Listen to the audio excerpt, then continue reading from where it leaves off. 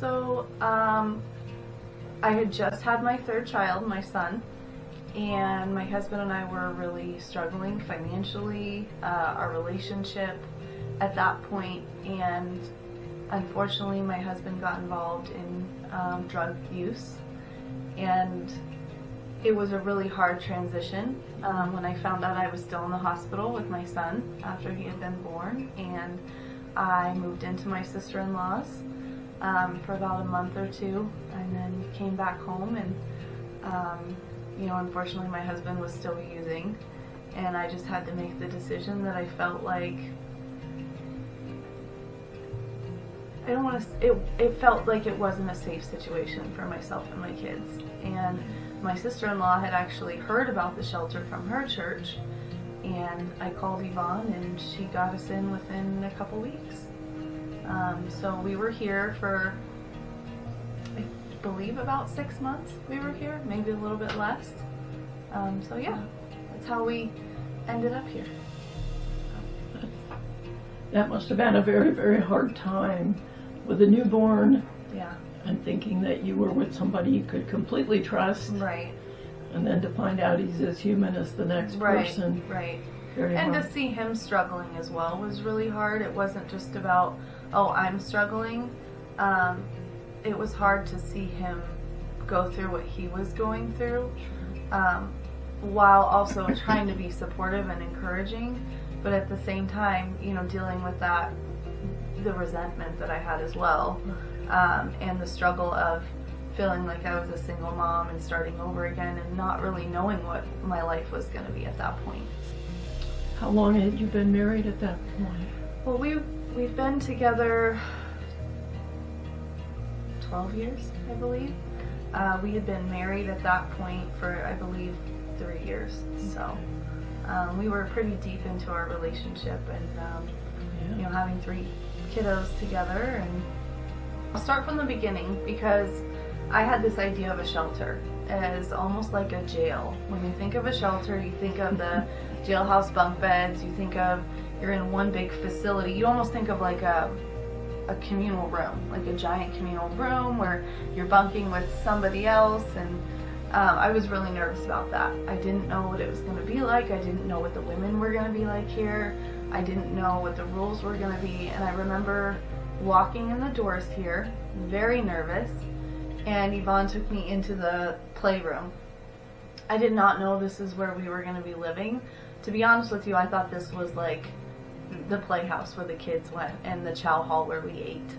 And so I asked her, I said, where do we stay? And she said, here. And I was in shock, because when I opened the door to my bedroom, it was so peaceful. It was so, I was shocked that we even had our own bedroom. I remember still the first night was really hard, the transition, and just being so scared, like I said, not knowing what the next step was in our lives. And at some point I was humiliated. I felt very embarrassed of the situation. Sure. Like I said, I had so many feelings and emotions going on. And as time went by, I just felt, for the first time, I felt peace in the situation, and I trusted God. Being here, I grew closer to God than I've ever been. And I think a lot of that was the environment around me. Sure. And we did Bible study every night, which was really encouraging and helpful. And just seeing the community here. When I was here, it was full. It was a full house. Wow. When I was here. We had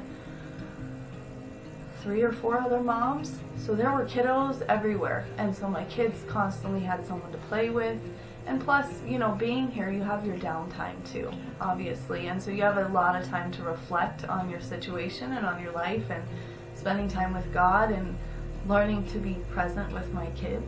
That was something Yvonne really encouraged me to do, because when I was first here, I was doing everything I could to distract myself, because I thought that's what I needed to do. I had to solve every problem. I had to control the situation. I had to fix everything myself. And so she just kept telling me, the biggest advice I can give you is trust God, let go of the control, and be present. So, it kind of forced me to do that in a way. So, sure. Yeah. You didn't have any choice at that point, did you? I didn't, no. And I stopped being scared. Like I said, I had this peace that God was going to provide and everything was going to be okay.